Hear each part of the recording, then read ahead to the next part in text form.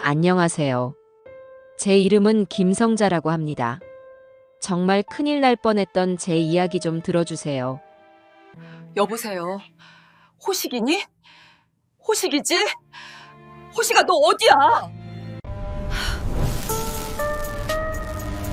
엄마도 당장 도망치세요. 엄마도 위험해요. 남편의 기일이었습니다. 가을볕이 유난히 따가운 날이었죠. 저는 아들 호식이와 함께 산소로 향했습니다. 며느리 우지은은 따라오지 않았어요. 어머니, 어젯밤부터 몸이 좀 안 좋네요.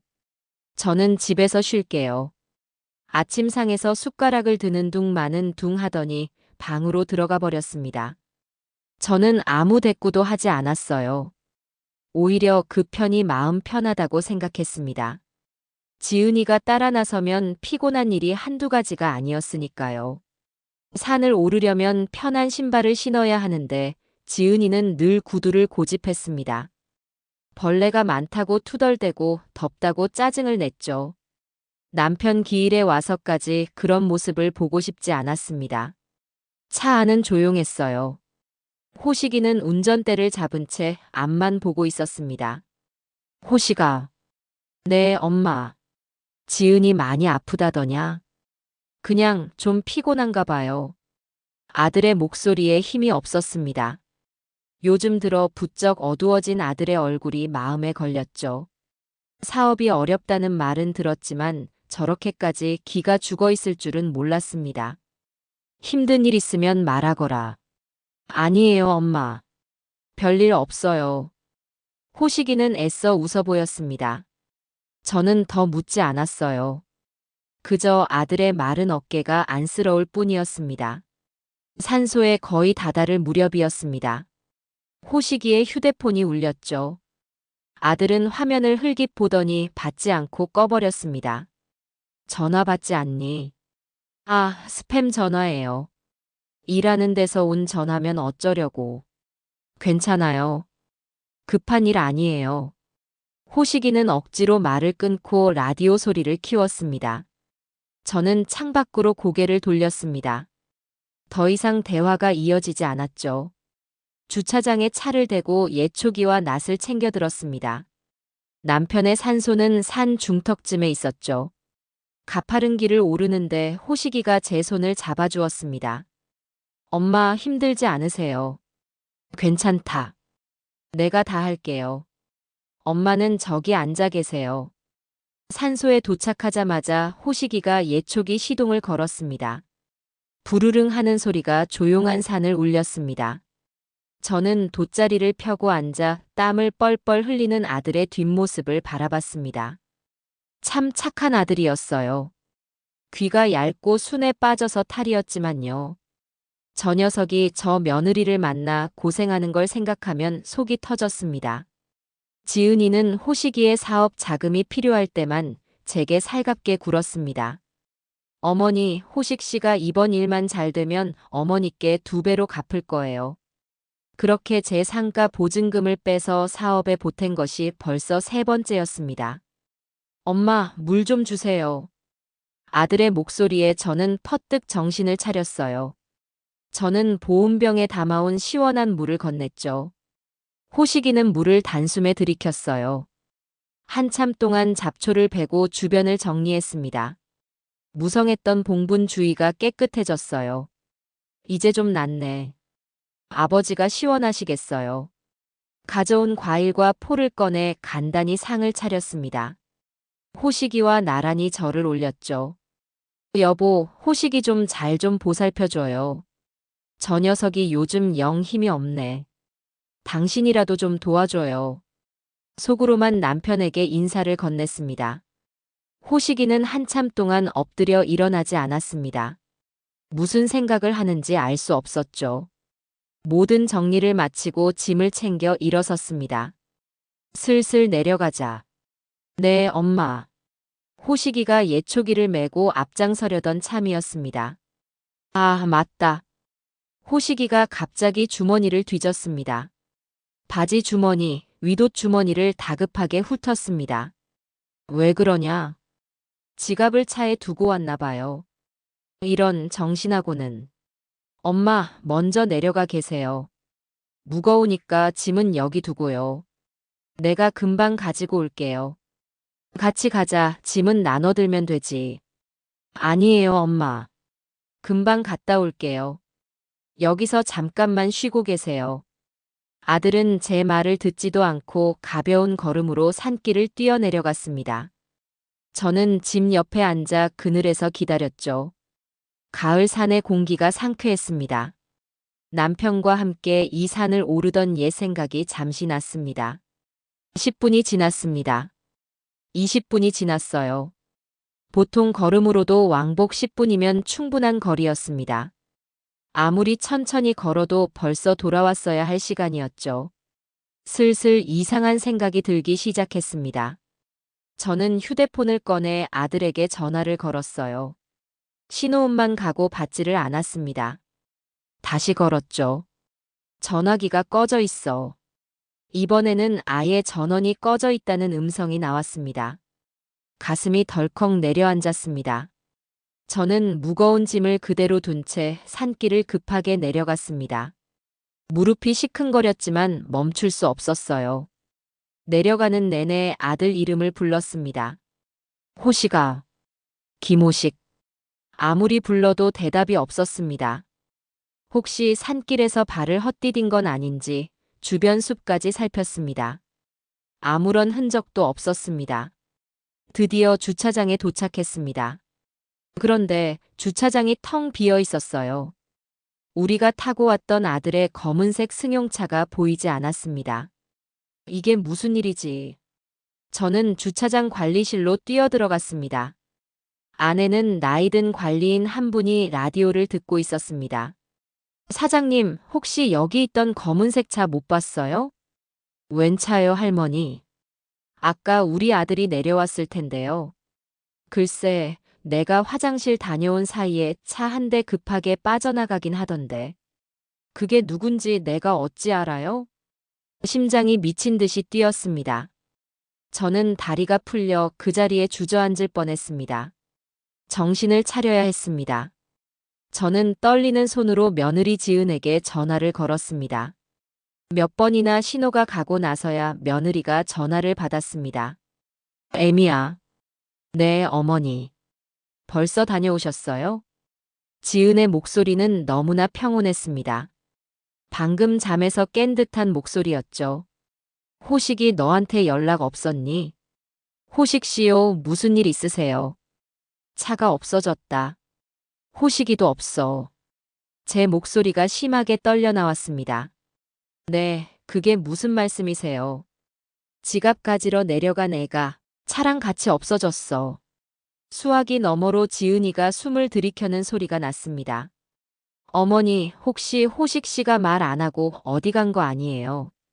급한 일 생겨서 회사 간 거 아닐까요? 그럴 리가 있니? 나를 여기 산에 두고. 일단 집으로 와보세요. 제가 여기저기 연락해 볼게요. 지은은 당황한 기색이었지만 어딘가 이상했습니다. 너무 침착했어요. 보통 남편이 사라졌다고 하면 울고불고 난리가 나야 정상이었습니다. 저는 결국 그 자리에 있던 다른 등산객의 도움을 받아 택시를 불렀습니다. 그리고 집이 아닌 경찰서로 가달라고 했습니다. 실종 신고를 해야 했습니다. 경찰은 제 말을 반신반의하는 눈치였습니다. 아드님이 성인이시잖아요, 어머님. 다툰 건 아니시고요. 어디 바람 쐬러 갔을 수도 있습니다. 아닙니다. 그럴 애가 아니에요. 전화기도 꺼져 있어요. 차를 가지고 갔다는 건 본인 의지로 갔을 가능성이 높습니다. 아닙니다. 제발 찾아주세요. 무슨 일이 생긴 게 분명해요. 저는 완강하게 주장했습니다. 경찰은 마지못해 실종 신고를 접수했습니다. 지친 몸을 이끌고 집으로 돌아왔습니다. 지은이가 초조한 얼굴로 저를 맞이했죠. 어머니, 어떻게 됐어요? 호식 씨는요? 경찰에 신고했다. 신고까지 하셨어요. 며느리의 눈이 순간 커졌다가 이내 슬픈 표정을 지었습니다. 세상에, 어떻게. 호식 씨 무슨 일 생긴 거 아니겠죠? 경찰에서는 뭐라고 해요? 별말 없었다. 기다려보라고만 하더구나. 저는 소파에 쓰러지듯 앉았습니다. 그렇게 꼬박 이틀이 흘렀습니다. 지옥 같은 시간이었죠. 이틀 동안 며느리는 제 옆에서 울고불고 난리를 쳤습니다. 어머니, 호식 씨가 사업 때문에 힘들어했어요. 혹시 빚쟁이들한테 잡혀간 거 아닐까요? 제가 아는 사람들한테 다 연락해봤는데 아무도 호식 씨 소식을 몰라요. 아니면 어디 가서 나쁜 마음 먹은 거면 어떡해요. 지은이는 온갖 불길한 소리를 해댔습니다. 처음에는 며느리의 말을 믿었습니다. 아들이 사업 때문에 빚을 진 건 사실이었으니까요. 하지만 시간이 지날수록 며느리의 행동이 이상했습니다. 분명 울고 있는데 눈물이 한 방울도 나지 않았습니다. 밤에는 제 눈치를 보며 방에서 누군가와 계속 통화를 했습니다. 제가 다가가면 황급히 전화를 끊었죠. 저는 아무 말도 들리지 않았어요. 밤낮으로 아들 휴대폰에 전화를 걸었지만 여전히 꺼져 있었습니다. 경찰도 별다른 소식이 없었어요. CCTV에는 아들 차가 산을 빠져나가는 것만 찍혔습니다. 운전자가 누군지는 식별이 불가능했죠. 3일째 되는 날 밤이었습니다. 저는 거실 소파에서 뜬 눈으로 밤을 지새우고 있었습니다. 지은이는 자기 방에서 자는지 조용했어요. 그때였습니다. 제 휴대폰이 희미하게 진동했습니다. 낯선 공중전화 번호였습니다. 가슴이 다시 뛰기 시작했습니다. 저는 떨리는 손으로 통화 버튼을 눌렀습니다. 여보세요. 엄마. 아들 호식이의 목소리였습니다. 목소리가 갈라지고 잔뜩 쉬어 있었습니다. 주변이 몹시 시끄러웠습니다. 호식아, 너 어디야? 너 괜찮아? 제가 소리치자 아들이 다급하게 말했습니다. 엄마 내 말 잘 들어요. 지금 당장 도망치세요. 도망? 그게 무슨 말이니? 우지은이 전부다. 엄마도 위험해요. 당장. 호식아. 김호식. 전화가 뚝 끊겼습니다. 뚜뚜. 차가운 신호음만 귓가를 때렸습니다. 저는 그 자리에 얼어붙었습니다. 우지은이 전부다. 엄마도 위험해요. 아들의 마지막 말이 뇌리를 스쳤습니다. 그 순간 며느리 방 쪽에서 작은 달칵 소리가 들렸습니다. 저는 숨을 죽였습니다. 지은이가 방문을 살짝 열고 거실 쪽을 엿보는 것이 느껴졌습니다. 저는 일부러 태연하게 중얼거렸습니다. 누가 장난 전화를 다 하고. 이 밤중에 휴대폰을 소파에 내려놓았습니다.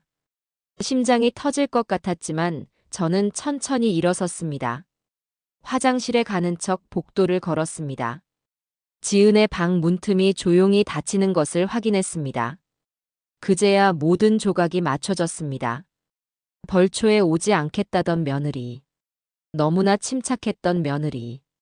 빚쟁이 이야기를 꺼내던 며느리. 이건 사고가 아니었습니다. 계획된 범행이었습니다. 다음은 제 차례였습니다. 정신이 번쩍 들었습니다. 저는 화장실에 들어가 물을 틀었습니다. 수도꼭지에서 물이 쏟아지는 소리가 요란하게 울렸습니다. 저는 변기 뚜껑을 밟고 일어섰습니다. 화장실의 작은 창문을 열었습니다. 신발을 신을 시간도 없었습니다. 저는 맨발로 잠옷바람으로 화장실 창문을 넘어섰습니다.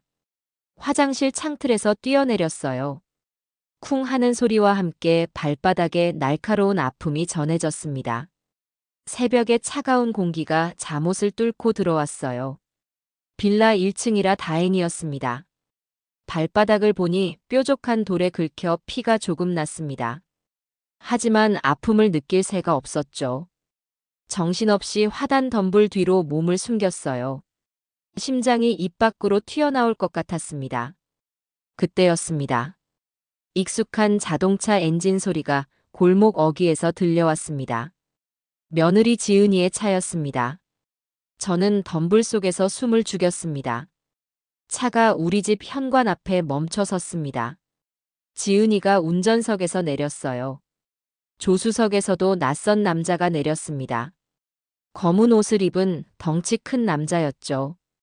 지은이는 차갑고 침착한 얼굴로 남자를 향해 고갯짓을 했습니다. 어머니, 주무세요. 집안을 향해 한번 부르는 척 하더군요. 대답이 없자 남자가 가방에서 무언가를 꺼냈습니다. 그것은 열쇠공들이 쓰는 도구였습니다. 그들은 제 집의 최신식 도어록을 망가뜨리려는 게 아니었습니다. 아예 통째로 교체하려는 속셈이었죠. 저는 그제야 아들의 경고를 완전히 이해했습니다. 그들은 저를 이 집에 가두거나 아니면 제가 없는 사이 이 집을 차지하려 했던 겁니다. 만약 제가 아들의 전화를 받고도 망설였다면 지금쯤 어떻게 되었을까요? 생각만 해도 등골이 오싹했습니다. 저는 녀석들이 도어록에 집중하는 사이 담벼락 그림자를 따라 골목을 빠져나왔습니다. 맨발이었습니다. 발바닥이 아스팔트에 쓸려 쓰라렸습니다. 하지만 멈출 수 없었어요. 큰 길로 나오자마자 택시를 잡았습니다. 택시 기사가 제 행색을 보고 기겁을 했습니다. 손님, 무슨 일 있으십니까? 발은 왜 그러세요? 집에 가스가 새는 것 같아서요. 너무 급해서 신발도 못 신고 나왔어요. 빨리 좀 가주세요. 저는 50년 지기 친구 영숙이의 아파트 이름을 댔습니다. 기사는 더 묻지 않고 속도를 냈습니다. 100미러로 우리 집 골목이 멀어지는 것을 보았습니다. 저는 그제야 참았던 숨을 몰아쉬었습니다. 눈물이 쏟아질 것 같았지만 지금은 울 때가 아니었습니다. 살아야 했습니다. 아들을 찾아야 했어요. 영숙이네 아파트에 도착한 것은 새벽 4시가 다 되어서였습니다. 저는 경비실을 겨우 통과해 영숙이네 현관문을 두드렸습니다. 한참 만에 잠옷바람에 영숙이가 문을 열었습니다. 제 모습을 보자마자 영숙이의 눈이 동그래졌습니다. 성자야. 너 이게 무슨 꼴이야? 발은 왜 그래 세상에. 저는 영숙이를 붙잡고 그 자리에 주저앉았습니다. 영숙아 나 좀 살려줘. 일단 들어와 어서. 영숙이는 저를 부축해 집 안으로 들였습니다. 따뜻한 거실 바닥을 밟자 온몸의 긴장이 풀리는 듯 했습니다. 영숙이가 따뜻한 물을 가져왔습니다. 무슨 일이야? 호식이나 지은이한테 무슨 일 생겼어? 저는 떨리는 목소리로 지난 3일간의 일을 털어놓았습니다.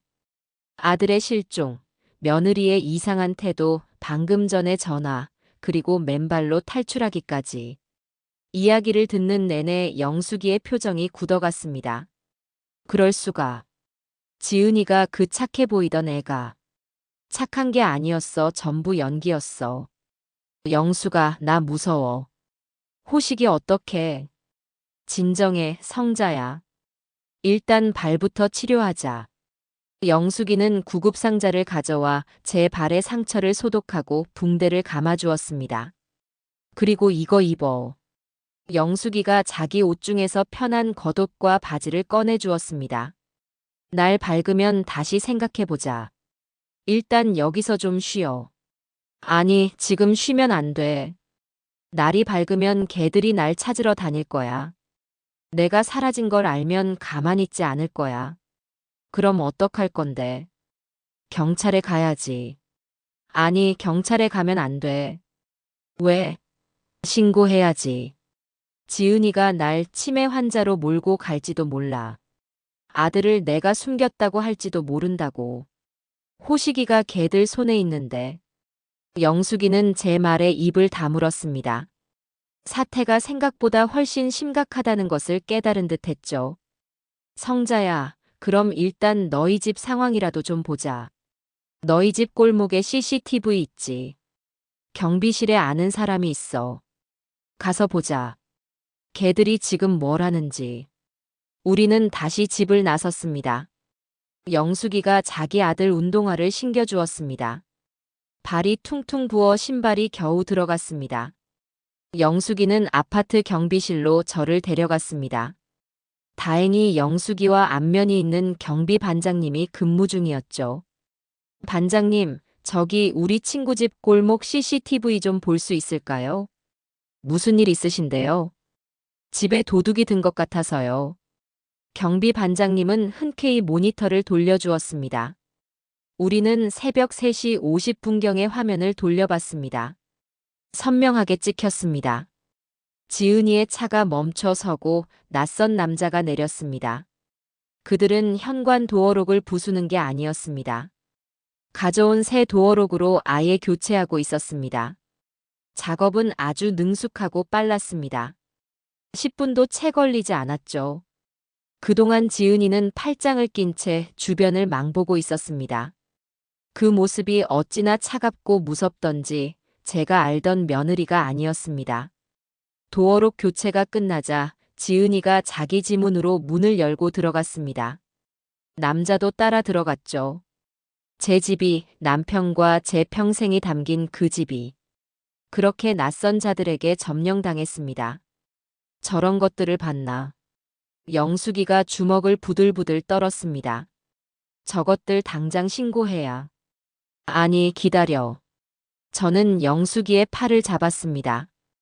지금 신고하면 지은이는 저 남자를 보안업체 직원이라고 할 거야. 시어머니가 치매라 문을 잠그고 집을 나가서 어쩔 수 없이 아들과 상의해 문을 바꿨다고 하겠지. 우리는 증거가 더 필요해. CCTV 화면을 휴대폰으로 전부 녹화했습니다. 이게 첫 번째 증거였습니다. 영숙이 집으로 돌아오는 길에 동이 트기 시작했습니다. 저는 평생 처음으로 제 집을 잃었습니다. 그리고 제 아들이 어디에 있는지도 몰랐습니다. 두려움보다 분노가 치밀어 올랐습니다. 그래, 우지은. 너가 얼마나 치밀하게 준비했는지 모르겠지만 이 김성자 그렇게 호락호락하지 않아. 나는 절대 무너지지 않아. 내 아들도 내 재산도 내 집도 내가 다 되찾고 말 겁니다. 영숙이 집에서 뜬 눈으로 아침을 맞았습니다. 영숙이는 아침 일찍 죽을 끓여줬습니다. 성자야, 뭐라도 좀 먹어. 이럴수록 정신 차려야 해. 목이 메어 죽이 넘어가지 않았습니다. 간신히 몇 숟가락 뜨고 있는데 주머니 속 휴대폰이 울렸습니다. 가슴이 철렁 내려앉았죠. 호식이일까봐 급히 확인했지만 발신자는 땡땡은행 김 지점장이었습니다. 제가 수십 년째 거래해온 은행의 VIP 센터 지점장이었습니다. 여보세요, 김성자입니다. 아, 사모님. 이른 아침부터 죄송합니다. 지점장의 목소리가 평소와 달리 조심스러웠습니다. 다름이 아니라 지금 아드님 김호식님과 며느님 우지은님이 센터에 와 계십니다. 온몸에 피가 차갑게 식었습니다. 벌써 은행까지 갔단 말인가. 그런데요. 어머니께서 급히 쓰실 때가 있다고 하셔서 사모님 명의의 정기예금 전액 해지를 요청하셨습니다. 금액이 워낙 크고 평소와 다르셔서요. 본인 확인차 전화드렸습니다. 저는 입술을 깨물었습니다. 그 예금은 제 상가 보증금과 제 노후 자금이었습니다. 제 전 재산이나 다름없었죠. 지점장님. 네, 사모님. 제가 그런 요청한 적 없습니다. 네, 무슨 말씀이신지. 수화기 너머로 지점장이 당황하는 기색이 역력했습니다. 지금 제 아들, 제정신이 아닐 겁니다. 며느리 우지은이 시키는 대로 하는 걸 거예요. 절대로 단 10원도 내주시면 안 됩니다. 사모님, 하지만 어머님 위임장과 인감증명서까지 다 가져오셨는데요. 방금 도장도 확인했습니다만. 그거 다 가짜입니다. 아니면 제 아들을 이용해서 훔친 겁니다. 지점장님. 지금 당장 제 명의의 모든 계좌를 지급 정지해 주십시오. 제가 직접 방문하기 전까지는 그 누구도, 심지어 아들 김호식이라도 돈을 뺄 수 없게 막아주세요. 사모님, 이게 지금. 부탁합니다. 제 목숨이 달린 일입니다. 제 절박한 목소리에 지점장이 잠시 침묵했습니다. 알겠습니다, 사모님. 일단 그렇게 조치하겠습니다. 가급적 빠른 시일 내에 방문해 주십시오. 고맙습니다. 정말 고맙습니다. 전화를 끊자마자 다리에 힘이 풀렸습니다. 영숙이가 저를 부축했습니다. 은행까지 갔다고. 세상에 저것들 봐라. 조금만 늦었으면 어쩔 뻔했니? 내 위임장에 인감까지 걔들이 다 훔쳐갔던 거야. 어쩐지 요즘 내 방을 자꾸 기웃거리더라니. 지은이는 처음부터 제 재산을 노리고 호식이에게 접근했던 겁니다. 아들의 사업 실패도 혹시 며느리와 연관된 게 아닐까 하는 의심이 들었습니다. 호식이가 그저 순진하게 이용당한 것이길 바랄 뿐이었습니다. 호식아, 제발 무사히만 있어다오. 저는 이를 악물었습니다. 그날 저녁이 되었습니다. 뉴스에서는 아무런 소식도 나오지 않았습니다. 영숙이가 끓여준 저녁밥을 먹는 둥 마는 둥 하고 있는데 다시 전화가 울렸습니다. 또다시 낯선 공중전화 번호였습니다. 저는 심장이 멎는 것 같았습니다. 영숙이에게 조용히 하라는 손짓을 하고 전화를 받았습니다. 여보세요. 엄마. 호식이었습니다. 어제보다 목소리가 더 심하게 잠겨 있었습니다. 호식아, 너 괜찮은 거니? 어디야? 엄마 미안해요. 내가 다 망쳤어요. 아들은 울고 있었습니다. 그게 무슨 소리야? 너 어디 갇혔어?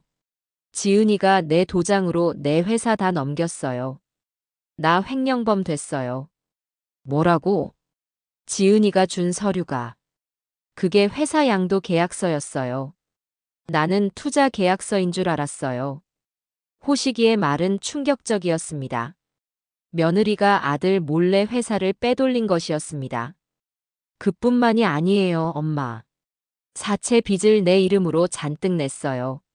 내 인감으로 엄마 상가 건물도 담보로 잡혔어요. 뭐라고? 상가까지? 아니야. 그건 안 돼.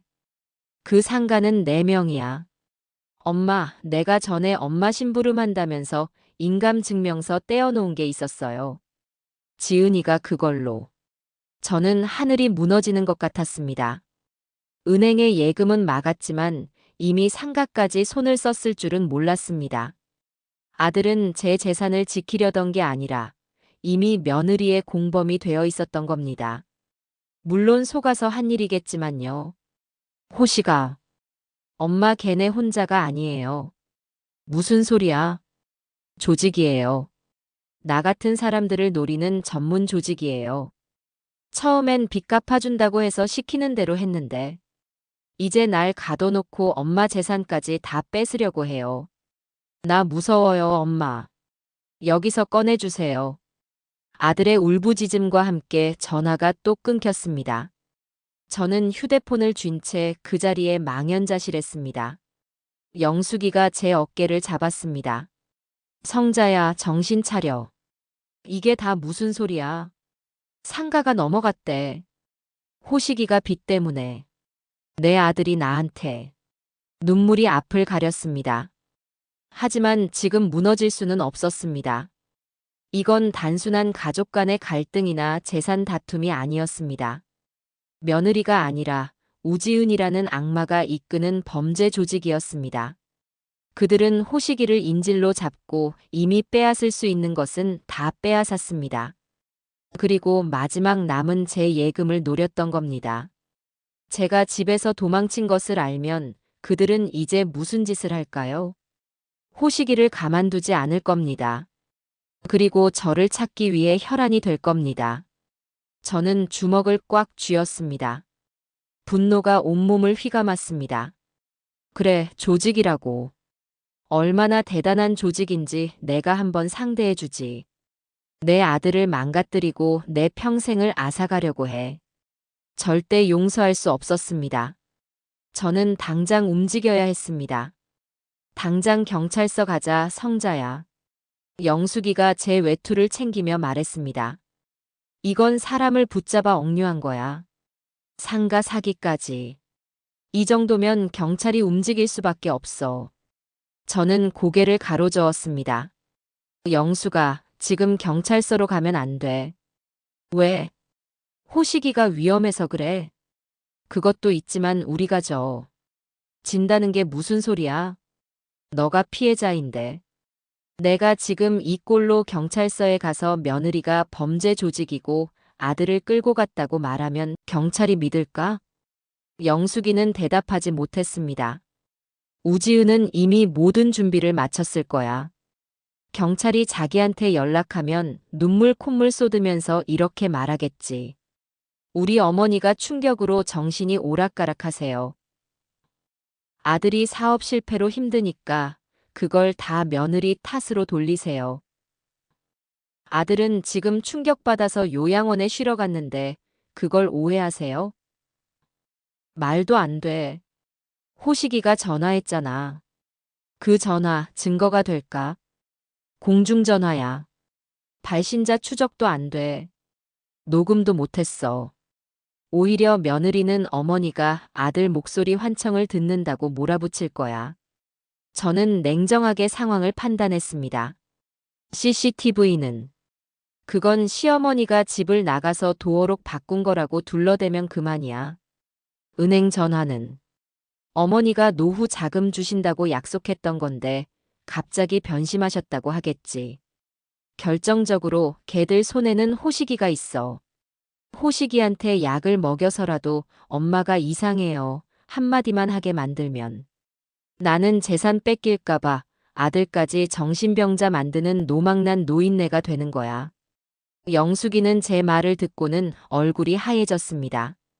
그럼 어떡해? 이대로 당하고만 있어. 아니 법으로 가야 해. 경찰이 아니라 법이 필요해. 우지은이 날 정신적으로 문제 있는 사람으로 만들기 전에 내가 먼저 선수를 쳐야 해. 저는 머릿속으로 아는 사람들을 모두 떠올렸습니다. 제가 믿고 이 일을 맡길 수 있는 사람. 힘이 있고 똑똑하고 며느리의 계략에 넘어가지 않을 사람. 한 사람의 얼굴이 떠올랐습니다. 제 여동생의 딸, 조카 박수진이었습니다. 수진이 그 변호사 된 조카. 그래. 근데 성자야, 너 수진이네랑 연락 끊은 지 10년 넘었잖아. 동생 장례식장에서도 너 문전 박대당했잖아. 영숙이의 말대로였습니다. 제 여동생이 세상을 떠날 때 제부가 저에게 사업 자금을 빌려달라고 매달렸습니다. 저는 호식이 사업에 이미 큰 돈이 들어간 터라 거절했습니다. 제부는 그것 때문에 아내가 죽었다며 저를 원망했고 조카 수진이도 제게 등을 돌렸습니다. 그 뒤로 한 번도 연락한 적이 없었죠. 그래도 지금은 수진이밖에 없어. 그 애 아주 냉철하고 똑똑해. 내 편이 되어준다면. 만약 수진이도 너를 원망하고 있으면 어떡해. 그럼 할 수 없지. 하지만 시도는 해봐야 해. 이대로 앉아서 당할 수는 없어. 저는 휴대폰으로 박수진 변호사를 검색했습니다. 서울에서 가장 큰 법무법인 중 한 곳에서 파트너 변호사로 일하고 있었습니다. 저는 로펌의 대표 번호로 전화를 걸었습니다. 박수진 변호사님 연결 부탁합니다. 성함이 어떻게 되시죠? 개인적인 용무입니다. 김성자라고 전해주세요. 한참 동안 연결음이 울렸습니다. 저는 손에 땀이 나는 것을 느꼈습니다. 전화 바꿨습니다. 차갑고 사무적인 목소리. 수진이었습니다. 수진아. 이모. 수진이의 목소리가 순간 흔들리는 것을 느꼈습니다. 무슨 일이시죠? 수진이는 곧바로 냉정을 되찾았습니다. 수진아, 이모가 죽을 위기다. 너 아니면 안 돼. 자세한 이야기는 전화로 할 수 없어. 지금 너가 있는 곳으로 가도 될까? 수화기 너머로 긴 침묵이 흘렀습니다. 저는 마른 침을 삼켰습니다. 주소 보내드릴게요. 30분 안에 오세요. 저 다음 재판 가야 합니다. 전화가 끊겼습니다. 가자, 영숙아. 수진이가 만나주겠대. 영숙이는 아무 말 없이 저를 차에 태웠습니다. 서울 서초동의 거대한 법무법인 건물에 도착했습니다. 로비에서부터 위압감이 느껴졌습니다. 약속된 층으로 올라가자 수진이가 사무실 앞에서 저를 기다리고 있었습니다. 검은색 정장을 입은 수진이는 제 여동생을 빼닮았지만 눈빛은 훨씬 차갑고 강했습니다. 수진이는 제 맨발에 감긴 붕대와 영숙이의 아들 운동화를 신은 제 모습을 힐끗 보았습니다. 아무것도 묻지 않았습니다. 들어오시죠. 수진이의 사무실은 넓고 깨끗했습니다. 영숙이는 문 입구에 서 있었습니다. 이모님은 누구시죠? 내 친구다. 내 사정 다 알아. 변호사 선임 전 상담 내용은 비밀 유지가 원칙입니다. 이모님도 안에 계세요.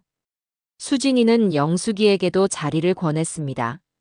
저는 자리에 앉자마자 모든 것을 털어놓았습니다. 벌초 날부터 아들의 실종, 며느리의 연기, 은행의 연락, 아들의 두 번째 전화, 그리고 상가가 담보로 잡힌 것까지.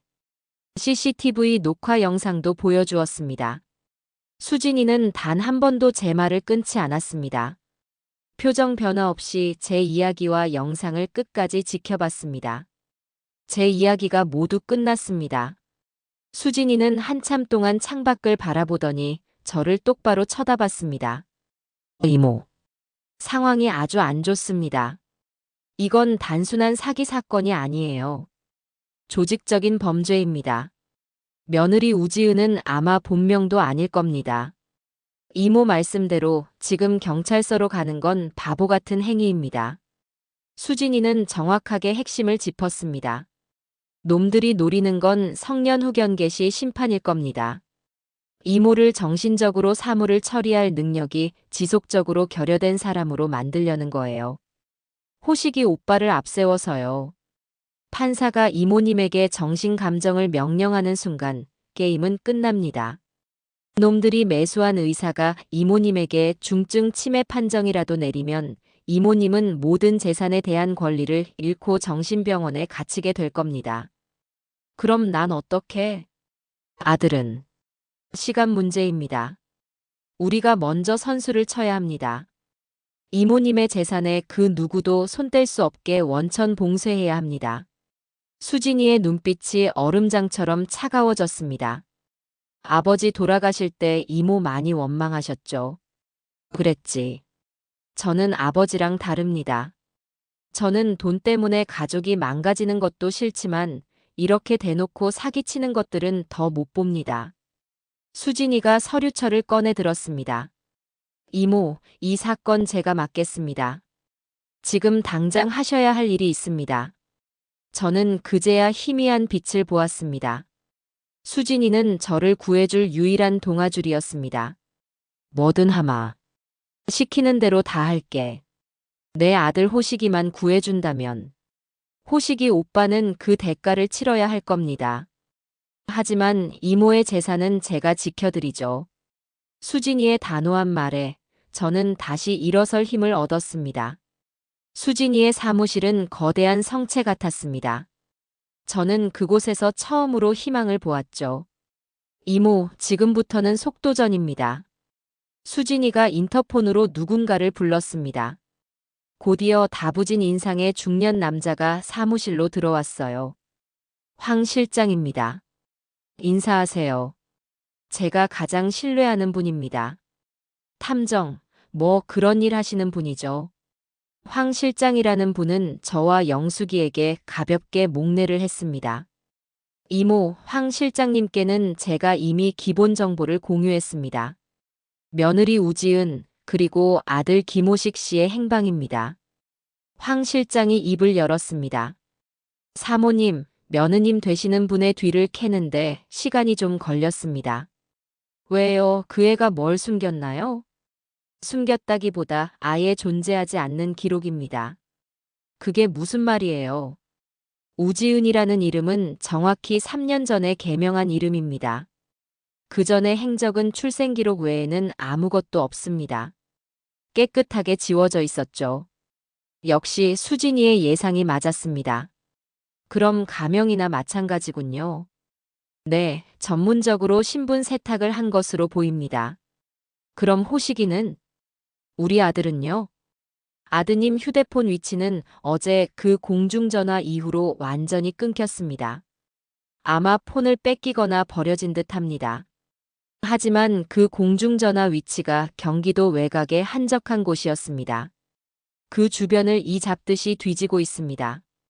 황 실장의 말에 가슴이 철렁했습니다. 아들이 얼마나 다급했으면 그 먼 곳에서 전화를 했을까요? 수진이가 황 실장에게 물었습니다. 3년 전 이름은 찾았습니까? 찾았습니다. 하지만 별다른 소득은 없습니다. 개명 전 이름은 우수경이었습니다. 평범한 학창 시절을 보냈고 특별한 전과 기록도 없습니다. 마치 3년 전부터 다른 사람이 된 것처럼요. 이상하군요. 수진이가 턱을 괴고 생각에 잠겼습니다. 그럼 다른 흔적은요? 우지은 아니 우수경의 주변 인물을 샅샅이 뒤졌습니다. 딱 한 사람, 수상한 연결고리를 찾았습니다. 황 실장이 서류 한 장을 꺼내 테이블 위에 올렸습니다. 박민석이라는 남자입니다. 38세. 한때 잘 나가던 IT 벤처 사업가였습니다. 이 남자가 3년 반쯤 전에 파혼한 기록이 있습니다. 그 파혼 상대가 우수경입니다. 파혼 직후 박민석은 파산했습니다. 횡령 및 배임 혐의로 고소당했지만 증거 불충분으로 풀려났죠. 그 이후로 행방이 묘연합니다. 그럼 그 남자는 어디 있나요? 찾기 어렵습니다. 노숙인이 되었거나 어쩌면 황 실장이 말을 흐렸습니다. 하지만 그 노모가 요양병원에 입원 중인 것을 확인했습니다. 박민석이 파산하기 직전에 입원시켰더군요. 어쩌면 그 노모는 무언가 알고 있을지도 모릅니다. 수진이가 저를 바라봤습니다. 이모, 가보셔야겠습니다. 같은 어머니의 입장으로 가셔야 합니다. 그분은 황 실장님이나 저에게는 입을 열지 않을 겁니다. 알겠다, 당장 가자. 저와 영숙이는 황 실장이 알려준 요양병원으로 향했습니다. 수진이는 다른 급한 일이 있다며 저희만 보냈죠. 이모, 절대 이모 신분은 밝히지 마세요. 그냥 아들 때문에 힘들어서 찾아온 사람처럼 행동하세요. 그 여자의 이름을 듣고 반응하는지 살피세요. 병원은 서울 시내에서 멀지 않은 곳에 있었습니다. 하지만 시설은 몹시 낡고 허름했죠. 박민석이라는 남자의 노모 윤 씨 할머니를 찾는다고 했습니다. 간호사는 우리를 다인실의 한쪽 침대로 안내했습니다. 창가 쪽에 한 할머니가 멍하니 창밖만 내다보고 있었습니다. 너무나 마르고 쇠약해 보였습니다. 할머님. 제가 조심스럽게 불렀습니다. 할머니는 천천히 고개를 돌렸습니다. 초점 없는 눈이 저를 향했습니다. 누구신가? 그냥 지나가다 들른 사람입니다. 아들 때문에 속이 상해서 하소연할 데가 없어서 왔어요. 할머니는 아무 말 없이 다시 창밖을 바라봤습니다. 영숙이가 한숨을 쉬었습니다. 할머니, 저희도 아들 때문에. 아들, 내 아들. 할머니가 그제야 입을 열었습니다. 목소리가 모기 소리처럼 작았습니다. 내 아들, 불쌍한 내 아들. 가슴이 덜컥했습니다. 저는 할머니의 손을 조심스럽게 잡았습니다. 할머니, 아드님한테 무슨 일이 있으셨어요? 그년 때문이야. 그년이요? 내 아들 등쳐먹고 내 아들 바보 만들고. 할머니의 눈에서 눈물이 흘렀습니다. 우리 아들이 얼마나 착했는데. 얼마나 효자였는데. 그년이 다 망쳤어. 혹시 그 여자 이름이. 저는 숨을 참고 물었습니다. 우지은 혹은 우수경이라고 합니까? 그 이름을 듣는 순간 할머니의 눈빛이 변했습니다. 저를 와락 붙잡는 손에 힘이 들어갔습니다. 당신도 당했어? 네. 그 여자가 내 아들을. 할머니는 말을 잇지 못하고 흐느꼈습니다. 똑같았어요. 처음엔 천사처럼 굴었죠. 간이고 쓸개고 다 빼줄 것처럼. 그러다 우리 아들 회사를 빚더미에 앉혔어요. 아들 도장을 훔쳐서 아들을 횡령범으로 만들었어요. 그리고 가뒀어요. 아들한테 내가 치매라고. 내가 아들 돈을 다 쓴다고. 내 아들은 그 말을 믿었어요. 자기가 무슨 짓을 했는지도 모르고 그 여자가 주는 약을 밥 먹듯이 먹었어요. 정신이 오락가락했죠. 저는 온몸에 소름이 돋았습니다. 제 아들 호식이의 이야기와 똑같았습니다. 지은이는 상습범이었습니다. 이런 식으로 한 가정을 완벽하게 파괴해왔던 겁니다. 할머니, 아드님은 지금 어디 계세요? 몰라, 3년 전에 나 여기 데려다 놓고 그 뒤로 한 번도 안 왔어. 그년이 데려갔겠지. 어디 가서 죽었는지 살았는지도 몰라. 할머니는 제 손을 붙잡고 오열했습니다. 저는 할머니를 차마 똑바로 볼 수 없었습니다. 저 역시 저렇게 될 수 있었습니다. 호식이도 저렇게 사라질 수 있었습니다. 아니, 지금 그러고 있는 중인지도 몰랐습니다. 저는 할머니의 손을 마주 잡았습니다. 할머니, 제가 그 여자 벌받게 할게요. 제가 꼭 잡을게요. 그러니까 힘내세요. 할머니는 그저 고개만 저으며 울었습니다. 요양병원을 나오는 제 다리가 천근만근 무거웠습니다. 성자야, 그녀는 사람이 아니다. 영숙이도 분노에 치를 떨었습니다. 그래, 사람은 아니지. 하지만 덕분에 확실해졌어. 우지은은 절대 용서하면 안 될 존재라는 걸. 그리고 호식이도 위험하다는 걸. 저는 수진이에게 바로 전화를 걸었습니다. 모든 사실을 전했습니다. 수진이의 목소리는 여느 때보다 차가웠습니다. 알겠습니다, 이모. 이제부턴 한치의 망설임도 없이 진행합니다. 수진이의 사무실로 돌아오자마자 수진이는 두꺼운 서류 뭉치를 내밀었습니다. 이모, 지금부터 제가 하는 말을 잘 들으셔야 합니다. 수진이의 얼굴은 비장하기까지 했습니다. 우지은이 노리는 건 이모님의 재산입니다. 그걸 막지 못하면 아무도도 구할 수 없습니다. 알고 있다. 은행 예금은 막아놨잖니. 부족합니다, 이모님. 상가 건물은 이미 놈들 손에 담보로 잡혔습니다. 지금은 예금이지만 놈들은 어떻게든 이모님을 무너뜨릴 겁니다. 아까 말씀드린 성년후 견계시 심판을 청구할 거예요. 이모님을 법적으로 판단 능력이 부족한 사람으로 만들 겁니다. 그럼 내가 어떻게 해야 하니? 수진이는 서류의 첫 장을 가리켰습니다. 자산 신탁 계약서라고 적혀 있었습니다. 신탁, 그게 뭐냐? 이모님의 모든 재산을 신탁회사에 맡기는 겁니다. 이모님의 전 재산, 예금, 부동산, 그리고 그 상가 건물까지 전부요. 그걸 왜 맡겨? 그건 내 건데. 이모, 잘 들으세요. 지금 이모님은 김성자 개인이지만 이 계약이 성사되면 이모님의 재산은 김성자 패밀리 신탁이라는 법적인 보호막 안으로 들어갑니다. 수익자는 이모님과 호식이 오빠로 지정할 겁니다. 하지만 수진이가 다음 장을 넘겼습니다.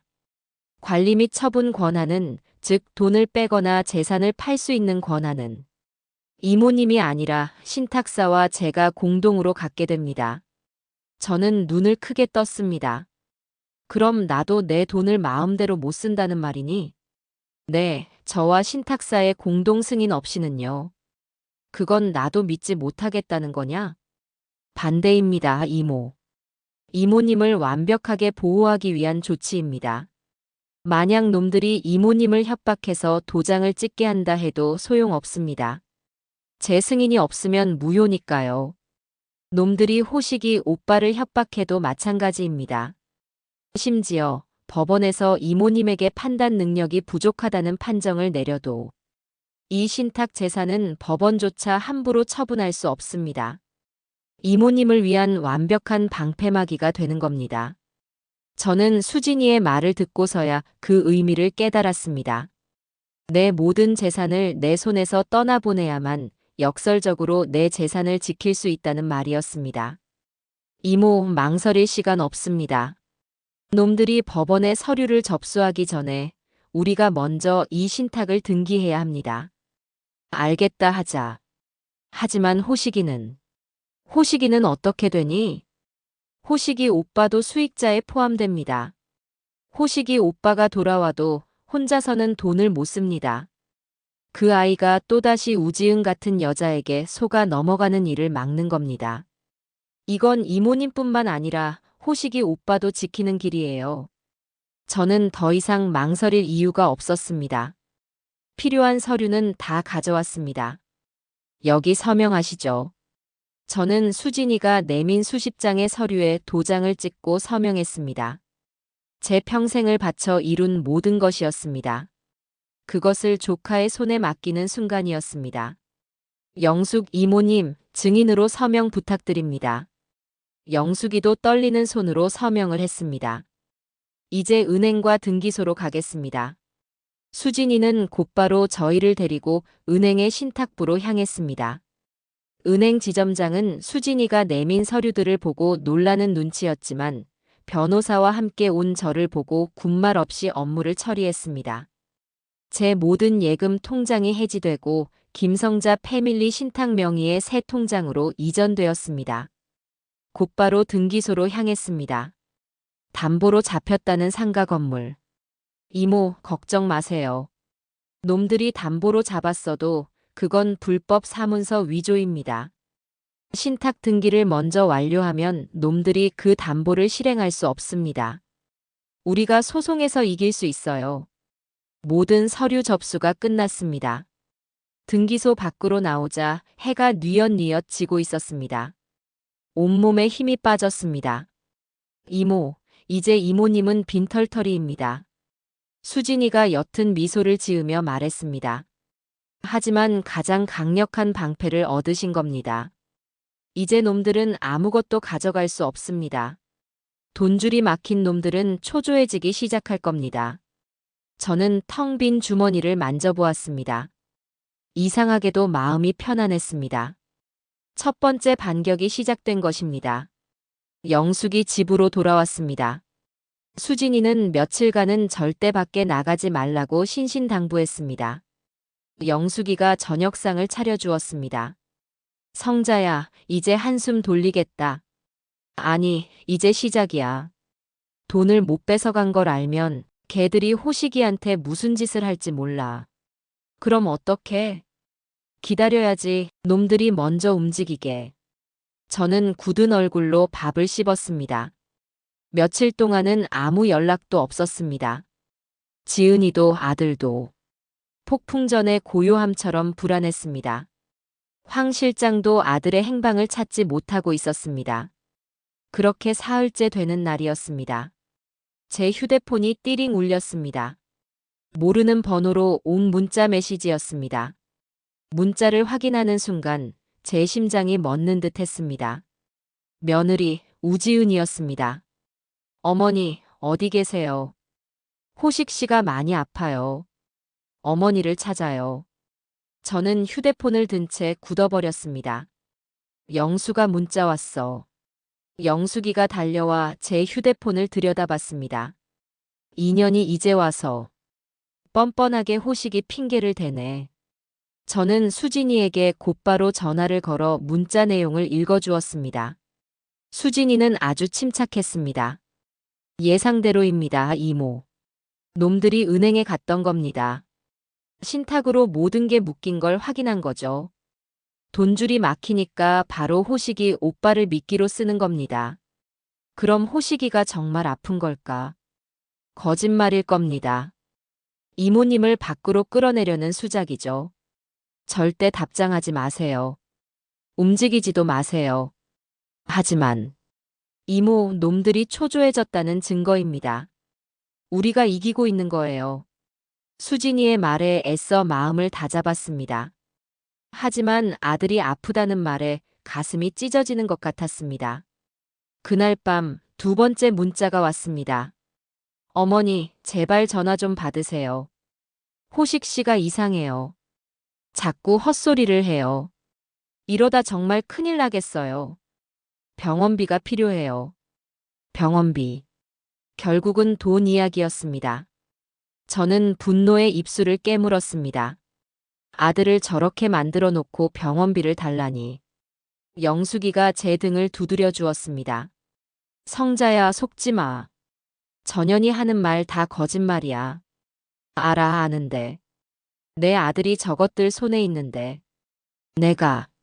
다음 날 아침 황 실장에게서 연락이 왔습니다. 저와 영숙이는 다시 수진이의 사무실로 향했습니다. 황 실장의 얼굴이 어두웠습니다. 찾았습니다. 호식이를요? 네, 경기도 외곽의 한 시설에 갇혀 있습니다. 황 실장이 사진 몇 장을 테이블에 펼쳤습니다.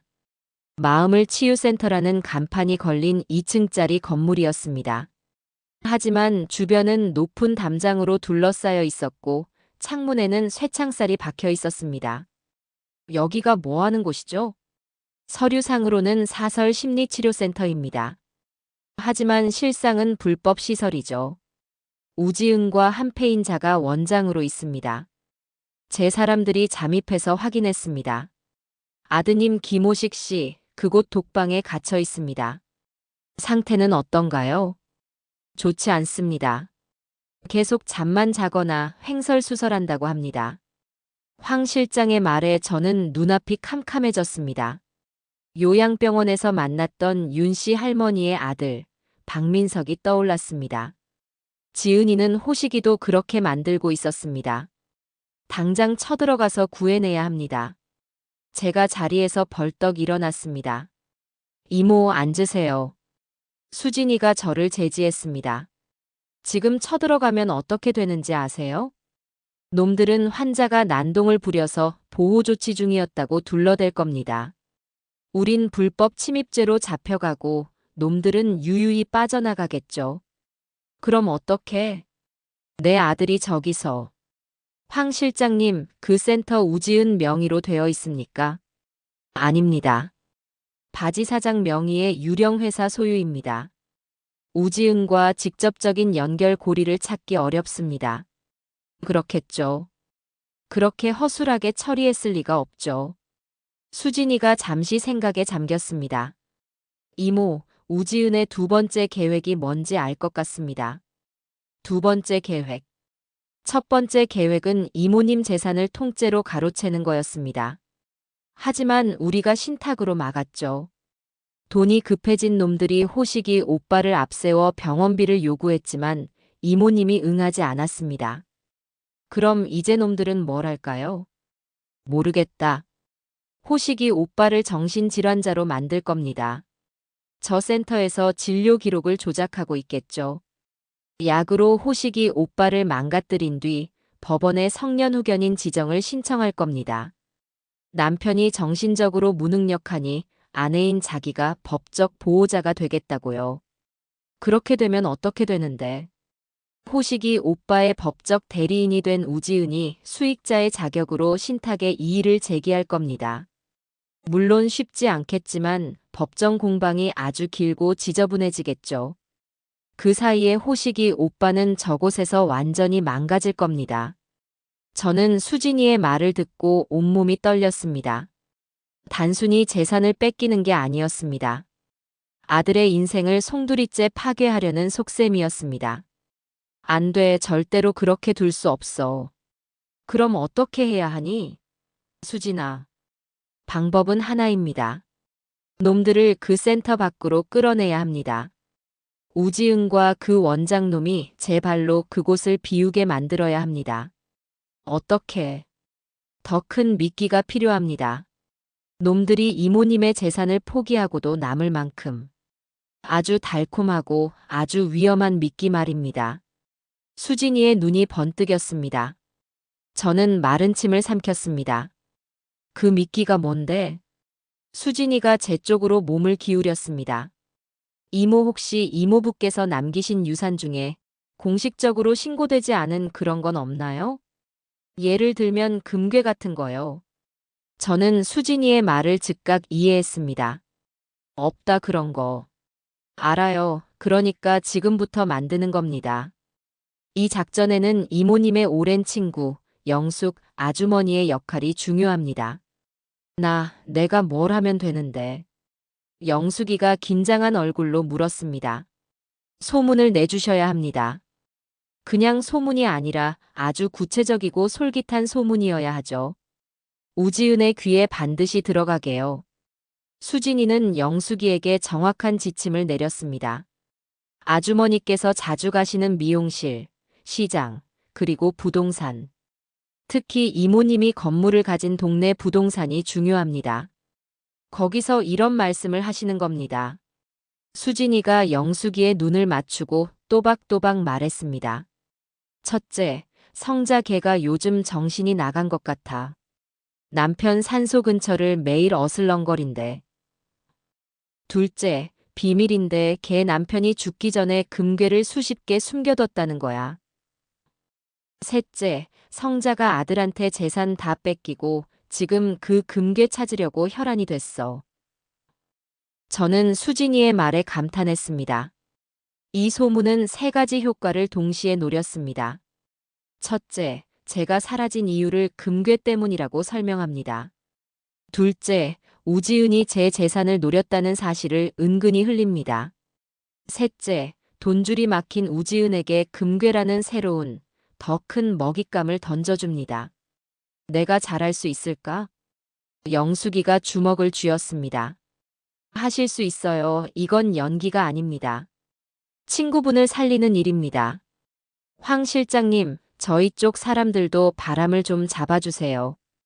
우지은이 고용한 사채업자나 심부름센터 놈들 귀에 흘러 들어가도록요. 알겠습니다, 변호사님. 다음 날부터 영숙이의 작전이 시작되었습니다. 저는 영숙이네 집에서 초조하게 소식을 기다렸습니다. 영숙이는 아침 일찍 가장 손님이 많은 미용실로 향했습니다. 원장님, 나 파마 좀 해야겠어. 어머, 영숙 언니. 근데 호식이 엄마는 요즘 왜 통 안 보여요? 미용실 원장이 기다렸다는 듯이 물었습니다. 영숙이는 목소리를 낮췄습니다. 쉰 말도 마. 걔 요즘 좀 이상해. 이상하다니요? 글쎄, 걔 남편이 죽기 전에 금괴를 좀 숨겨뒀나 봐. 금괴요? 근데 그걸 며느리한테 홀랑 뺏기게 생겼지 뭐야. 아들 사업 망하고 며느리가 재산에 손을 댔나 봐. 그래서 걔가 지금 제정신이 아니야. 그 금괴 찾겠다고 매일 남편 산소 근처를 헤매고 다닌대. 어머, 어머 세상에. 그게 정말이에요? 미용실 안의 모든 귀가 영숙이를 향했습니다. 쉿. 이거 원장님만 알고 있어요. 나중에 걔가 알면 나 죽어. 영숙이는 완벽하게 연기했습니다. 다음은 동네 부동산이었습니다. 저는 그 부동산에 제 상가 건물을 내놓은 적이 있었죠. 사장님 안녕하세요. 아이고 사모님. 오랜만이십니다. 근데 사모님은? 아, 성자 콩 팔러 갔어요. 영숙이가 능청스럽게 말을 받았습니다. 콩이요? 아니, 금콩. 금괴 말이야.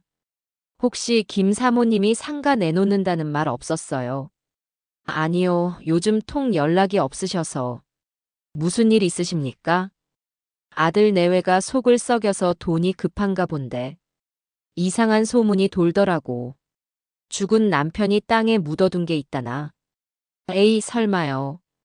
요즘 세상에. 나도 몰라. 근데 걔가 요즘 산소 근처 땅을 보러 다닌다는 말은 들었어. 정말입니까? 거긴 개발 제한 구역인데. 부동산 사장의 눈이 번뜩였습니다.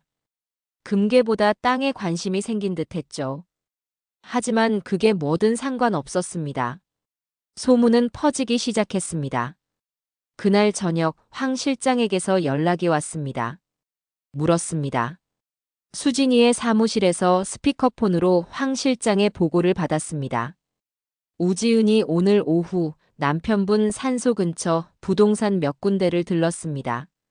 지적도까지 떼어봤더군요. 그리고 저희가 감시 중인 그 마음을 치유센터 원장, 백 원장이라는 자와 급하게 만났습니다. 저는 숨을 죽였습니다. 저희가 두 사람의 대화를 녹음했습니다. 수진이가 재생 버튼을 눌렀습니다. 지직거리는 소리와 함께 우지은의 목소리가 들렸습니다. 백 원장, 그 노인네가 숨겨둔 게 있었어. 숨겨둔 거라니 신탁으로 묶인 거 말고 또. 백 원장이라는 자의 목소리는 교활하게 들렸습니다. 금괴야. 그 노인네가 땅에 묻어뒀대. 그걸 당신이 어떻게 알아? 확실한 정보야. 소문이 쫙 깔렸어. 부동산 사장이 그러더군. 김성자가 요즘 산에서 제정신이 아닌 여자처럼 다닌다고. 그 노인네 내 문자에 답도 안 해. 돈줄이 막혔는데도. 그건 분명 다른 돈줄이 생겼다는 뜻이야. 그게 그 금괴야. 그래서 그게 사실인지 아닌지 어떻게 알아? 사실이어야지. 사실이 아니어도 사실로 만들어야 해. 김성자 그 노인네가 찾기 전에 우리가 먼저 찾아야 해. 그럼 그 금괴는 우리 몫인가? 당연하지. 김호식 그 어리석은 사람 몫은 없어. 당신이랑 나랑 정확히 반으로 나누는 거야. 녹음이 끝났습니다. 저는 치밀어 오르는 분노를 참았습니다. 김호식 그 어리석은 사람이라니. 제 아들을 저렇게 부르고 있었습니다. 이모 됐습니다. 수진이가 제 손을 잡았습니다. 놈들이 미끼를 물었어요. 그것도 아주 세게요.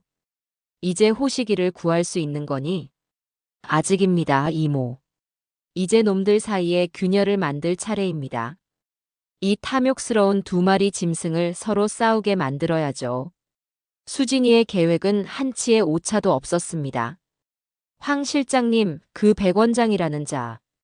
뒷조사는 끝나셨습니까? 네, 변호사님. 의사 면허는 당연히 가짜입니다. 사기 전과 사범에 불법적인 약 유통 혐의도 있습니다. 우지은과는 아주 오래전부터 한패였더군요. 박민석 건에도 이자가 깊이 개입했습니다.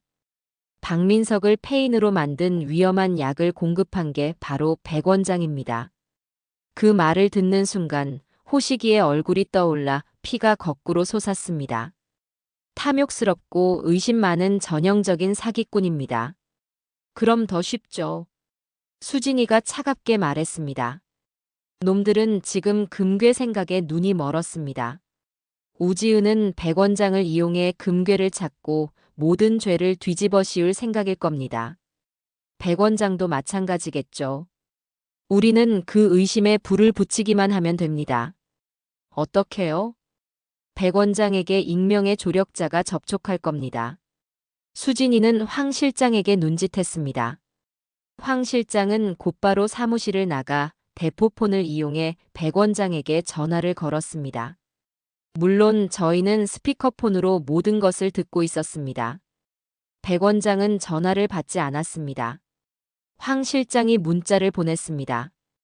우지은에게 뒤통수 맞기 싫으면 전화 받아. 박민석처럼 되고 싶지 않으면.